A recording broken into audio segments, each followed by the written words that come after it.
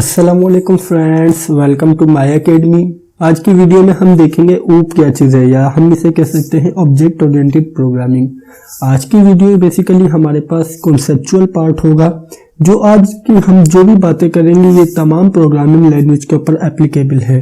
For example हमारे पास जावा है, वो भी ऑब्जेक्ट ओरिएंटेड प्रोग्रामिंग है, और इसी तरीके से पाइथन, C++, ये तमाम ऑब्जेक्ट ओरिएंटेड प्रोग्रामिंग है सिवाय सी लैंग्वेज के। तो फ्रेंड्स आइए आज की वीडियो स्टार्ट करते हैं। वीडियो स्टार्ट करने से पहले अगर आपने अभी तक चैनल को सब्सक्राइब नहीं किया हुआ तो सबसे पहले चैनल को सब्सक्राइब कर लीजिए और बेल के आइकन पर लाजमी क्लिक कीजिएगा। तो फ्रेंड्स आइए आज की वीडियो स्टार्ट करते हैं। तो फ्रेंड्स आइए बात कर लेते हैं कि ऑब्जेक्ट ओरिएंटेड प्रोग्रामिंग या ऊप क्या चीज़ है। आइए इसकी सबसे पहले डेफिनेशन देख लेते हैं, फिर हम डिस्कशन करेंगे। Object oriented programming is a technique. यह हमारे पास एक टेक्निक है in which program are written on a basis of object. इसके अंदर जो प्रोग्राम होते हैं वो लिखे जाते हैं ऑब्जेक्ट के बेस पर। तो फ्रेंड्स हमारे पास दो तरह की प्रोग्रामिंग टेक्निक होती है, एक होती है ऑब्जेक्ट ओरिएंटेड प्रोग्रामिंग, एक होती है प्रोसीजर प्रोग्रामिंग लैंग्वेज। लेकिन आज की वीडियो में हम प्रोसीजर प्रोग्रामिंग लैंग्वेज को डिस्कस नहीं करेंगे। आज सिर्फ हम ऑब्जेक्ट ओरिएंटेड प्रोग्रामिंग के बारे में बात करेंगे। बेसिकली फ्रेंड्स जब भी हमें कोई भी एप्लीकेशन डेवलप करनी हो या वेबसाइट या कोई भी सॉफ्टवेयर डेवलप करना हो तो हम यूज करेंगे ऑब्जेक्ट ओरिएंटेड प्रोग्रामिंग की टेक्निक, और यही टेक्निक यूज होती है तमाम सॉफ्टवेयर डेवलपमेंट या डिफरेंट कोई भी आप चीज को डेवलप कर रहे हो थ्रू कोडिंग। तो फ्रेंड्स इसके अंदर अब हम बात कर लेते हैं कि ऑब्जेक्ट होते क्या है। Object is an entity that consist of data and function. Object basically एक एंटिटी होती है जो कि रखती है डेटा और फंक्शन। हमें मालूम है कि डेटा में हमारे पास वेरिएबल भी हो सकते हैं, हमारे पास कुछ भी हो सकता है डेटा के अंदर, कोई भी इंफॉर्मेशन, और इसी तरीके से हमें मालूम है कि फंक्शन क्या होता है। तो फ्रेंड्स अगर हम बात करें कि हम ऑब्जेक्ट ओरिएंटेड प्रोग्रामिंग यूज क्यों करते हैं, ऑब्जेक्ट ओरिएंटेड प्रोग्रामिंग के डिफरेंट हमारे पास बेनिफिट है। तो सबसे जो मुझे लगता है सबसे बेहतर बेनिफिट है वो है इससे आपका प्रोग्राम की रीयूजेबिलिटी और भी ज्यादा इंक्रीज हो जाती है। फॉर एग्जांपल हमने यहाँ पर 7 to 8 लाइन ऑफ कोड लिखा है, उसके बाद हम क्या करेंगे, उसे उसी प्रोग्राम के अंदर रख देंगे, जब हमें जरूरत होगी उससे हम ले लेंगे। इससे क्या होगा कि हमारे पास रीयूजेबिलिटी बढ़ जाएगी इससे प्रोग्राम कोड की। किस तरीके से, फॉर एग्जाम्पल मुझे ज़रूरत है कि मैं स्टूडेंट का डेटा डिस्प्ले कर रहा हूँ तो मैं ले लूँगा स्टूडेंट के डेटा का जो भी वो है हमारे पास क्लास में या किसी में भी मौजूद है, मैं वहाँ से उसे ले लूँगा। तो इस फ्रेंड्स इसी तरीके से इसकी रीयूजेबिलिटी बहुत ज़्यादा होती है। और इस दूसरा जो इसका फ़ायदा है, जो मुझे मेजर दूसरा फ़ायदा लगता है वो ये है कि इससे हमारा प्रोग्राम कॉम्प्लेक्स नहीं होता। इससे हमारा प्रोग्राम छोटे छोटे पार्ट्स में डिवाइड हो जाता है, जिससे हमें प्रोग्राम को अंडरस्टैंड करने में भी या रीडेबल भी इजी हो जाता है और उसे लॉजिक क्रिएट करने में भी इजी हो जाता है। मुझे ये दो मेजर बेनिफिट लगते हैं इस ऑब्जेक्ट ओरिएंटेड प्रोग्रामिंग के। तो फ्रेंड्स ये तो हमने तमाम बात कर ली ऑब्जेक्ट ओरिएंटेड प्रोग्रामिंग के बारे में। अब हम इनके 4 कॉन्सेप्ट देखेंगे या 4 मेजर कॉन्सेप्ट देखेंगे जिसके ऊपर ये ऑब्जेक्ट ओरिएंटेड प्रोग्रामिंग लाई करती है। तो फ्रेंड्स आइए देख लेते हैं इसके 4 पिलर्स। अब बात कर लेते हैं पिलर्स ऑफ ऊप। तो इसके अंदर जो हमारे पास पहला पिलर है या पहला कॉन्सेप्ट है वो है एब्स्ट्रैक्शन। तो अब बात कर लेते हैं कि एब्स्ट्रैक्शन क्या चीज है। आपको एक छोटी सी एग्जांपल देता हूं कि हम टीवी ऑन करते हैं तो हमारे पास स्क्रीन शो रही होती है। अब हम चैनल चेंज करना चाहते हैं तो हम बटन दबाते हैं, चैनल चेंज हो जाता है। जब हम बटन दबाते हैं तो उसके पीछे पूरा मैकेनिज्म वर्क करता है, या आप कह सकते हैं कि कमांड दी गई होती है कि जब भी यूजर बटन दबाए तो ऐसे ऐसे ऐसे ऐसे हो जाना। तो वो क्या होता है, उससे हमें तो कोई कंसर्न नहीं है कि पीछे क्या हो रहा है क्या नहीं हो रहा, सिर्फ हम बटन दबाते हैं और हमारा चैनल चेंज हो जाता है। तो फ्रेंड्स इसी तरीके से एब्स्ट्रैक्शन के कॉन्सेप्ट के अंदर ये होता है कि आपने यूजर को सिर्फ वो दिखाना है जिसकी यूजर को जरूरत है। फॉर एग्जाम्पल हम वीडियो देख रहे हैं, अब अगर हमें इस वीडियो को पॉज करना है तो हम सिंपल स्पेस दबा देते हैं, वीडियो पॉज हो जाती है। जब हम स्पेस दबाते हैं तो उसके पीछे पूरी कोडिंग होती है या लॉजिक होती है कि यूजर स्पेस दबाए तो ये वीडियो पॉज हो जाए। के पीछे हो सकता है कि 10 to 15 या 100 लाइन का कोड हो कि सिर्फ यूजर स्पेस दबाए तो वो पॉज हो जाए। तो हमें से क्या कंसर्न के वहां पर भले 100 लाइन का कोड हो, 200 लाइन का कोड हो, 500 लाइन का कोड हो। तो यही कॉन्सेप्ट है ऊप में एब्स्ट्रैक्शन का कि यूजर को सिर्फ वो ही डिस्प्ले करना है जिसकी यूजर को जरूरत है। तो फ्रेंड्स, मैं उम्मीद करता हूं कि आपको एब्स्ट्रैक्शन का कॉन्सेप्ट समझ आ गया होगा। तो आइए अब अपना नेक्स्ट कॉन्सेप्ट देख लेते हैं। हमारा नेक्स्ट कॉन्सेप्ट है इनकैप्सुलेशन का।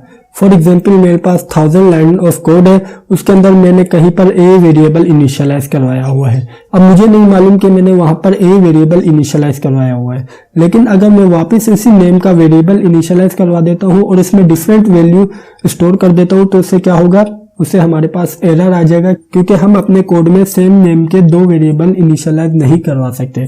तो फ्रेंड्स, इस इनकैप्सुलेशन में हम क्या करेंगे कि इनकैप्सुलेशन में हमारे पास हम कोड को डिवाइड कर देंगे बॉक्सेस में। फॉर एग्जांपल, हमारे पास एक बॉक्स ये है और सेकंड बॉक्स ये है। इसके अंदर हम क्या करेंगे कि ए वेरिएबल इनिशियलाइज करवाएंगे। ये जो बॉक्स है हमारे पास, ये पीस ऑफ कोड है। इसी तरीके से एक ए वेरिएबल इधर इनिशियलाइज करवा देंगे।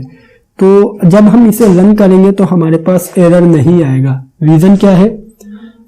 रीजन ये है कि हम इसे यहाँ पर रिस्ट्रिक्ट कर देंगे, आप कह सकते हैं कि प्राइवेट कर देंगे, कि आपने सिर्फ इस बॉक्स के अंदर ही वर्क करना है। इस बॉक्स के अंदर फॉर एग्जांपल हमारे पास 15 लाइन ऑफ कोड है और हम इसे कह देंगे कि आपने सिर्फ इस बॉक्स के अंदर वर्क करना है। हम इसे कर देंगे प्राइवेट। तो क्या होगा कि वो सिर्फ इसी बॉक्स के अंदर वर्क करेगा। और हम इसे इसी तरीके से पब्लिक भी कर सकते हैं। जब हम इसे यहाँ पर पब्लिक करेंगे तो ये जो ए वेरिएबल है ये पूरे प्रोग्राम के लिए एप्लीकेबल होगा, या पूरे प्रोग्राम का कोई भी पार्ट इसे यूज कर सकता है। तो फ्रेंड्स, इसी तरीके से हमारे पास एक और वेरिएबल इस ए बॉक्स में है, हम इसे भी यहाँ पर प्राइवेट और पब्लिक कर सकते हैं। इससे क्या होगा कि हमारे पास ये दोनों सेम नेम के वेरिएबल हमारे पास डिफरेंट पर्पस के लिए यूज हो सकते हैं। तो ये हमारा कॉन्सेप्ट है इनकैप्सुलेशन का। आइए अब हम अपना नेक्स्ट कॉन्सेप्ट देख लेते हैं। हमारा नेक्स्ट कॉन्सेप्ट है इनहेरिटेंस का। बेसिकली इनहेरिटेंस क्या होती है? इनहेरिटेंस एक विरासत होती है। फॉर एग्जांपल, आपके फादर के पास एक कार है, तो आपके फादर के पास जो कार है वो विरासत में किसके पास है? आपके पास। इसे हम समझ लेते हैं ऊप के कॉन्सेप्ट में। हम फॉर एग्जांपल हम इस बॉक्स को कहते हैं कि फादर की प्रॉपर्टी है, इसके अंदर कार है, प्लॉट है, जो भी है, घर है, जो भी है। ये है हमारे पास पेरेंट बॉक्स। इसी तरीके से हमारे पास एक है चाइल्ड बॉक्स, या ये हमारे पास है चाइल्ड बॉक्स, ये है आप। अब क्या होगा कि आपके फादर के पास जो प्रॉपर्टी है वो आप यूज कर सकते हैं। तो हम यहाँ पर इसे कर देंगे इनहेरिट। इनहेरिट कैसे करेंगे? हम कहते हैं कि जो चाइल्ड है, ये हमारे पास क्या है? चाइल्ड। हम इसे कहते हैं कि आप वो तमाम प्रॉपर्टी यूज कर सकते हैं जो आपके फादर के पास है या आपके पेरेंट क्लास के पास है। तो इससे क्या होगा कि हमारे पास इस बॉक्स की जो भी प्रॉपर्टी होगी वो ये वाला बॉक्स यूज कर सकता है।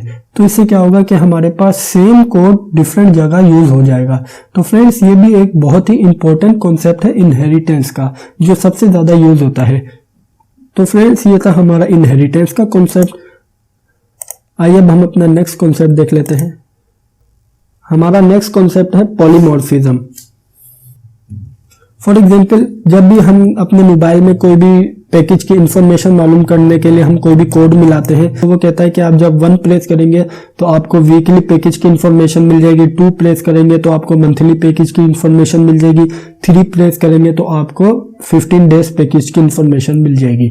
तो उसके पीछे क्या हो रहा है कि उसके पीछे एक फंक्शन वर्क कर रहा होता है जो कि डिफरेंट पर्पस के लिए यूज होता है। फॉर एग्जांपल, अगर यूजर ने 1 प्रेस कर दिया तो इसका पर्पस ये हो जाएगा कि वो वीकली पैकेज की इंफॉर्मेशन देगा। अगर यहाँ पर यूजर 2 प्रेस करेगा तो क्या करेगा कि मंथली पैकेज की इंफॉर्मेशन दे देगा। वो सेम फंक्शन डिफरेंट आपको फैसिलिटी प्रोवाइड कर रहा है। और इसी तरीके से जब आप 3 प्रेस करेंगे तो वो आपको 15 डेज पैकेज की इंफॉर्मेशन दे देगा। तो इसी तरीके से हमारे पास एक फंक्शन है, ये हमारे पास फॉर एग्जांपल एक फंक्शन है। अब हम इसे यूज करना चाहते हैं डिफरेंट पर्पस के लिए। फॉर एग्जांपल, हम यहाँ पर कहते हैं कि अगर यहाँ पर यूजर ने 1 प्रेस किया तो ये टास्क परफॉर्म करो, अगर यूजर ने 2 प्रेस किया तो आप ये टास्क परफॉर्म करो, अगर यूजर ने 3 प्रेस किया तो आप ये टास्क परफॉर्म करो। तो इससे क्या हुआ कि हमारा सेम फंक्शन डिफरेंट जगह यूज हो गया। इससे क्या होगा कि हमें ज्यादा लाइन ऑफ कोड लिखने की जरूरत नहीं पड़ेगी। तो फ्रेंड्स, ये था हमारा पॉलीमॉर्फिज्म का कॉन्सेप्ट। आज की वीडियो में हमने कुछ भी प्रैक्टिकल नहीं देखा। आज बेसिकली हमारे इस वीडियो का पर्पस ये था कि आपके कॉन्सेप्ट क्लियर करें ऊप के बारे में। तो फ्रेंड्स, मुझे मालूम है कि आपको वीडियो अच्छी लगी होगी और समझ आई होगी। अगर वीडियो अच्छी लगी है तो लाइक लाजमी कीजिएगा, और अगर आपने अभी तक चैनल को सब्सक्राइब नहीं किया हुआ तो सबसे पहले चैनल को सब्सक्राइब कर लीजिए और बेल के आइकन पर लाजमी क्लिक कीजिएगा। Thank you for watching this video friends. Bye bye.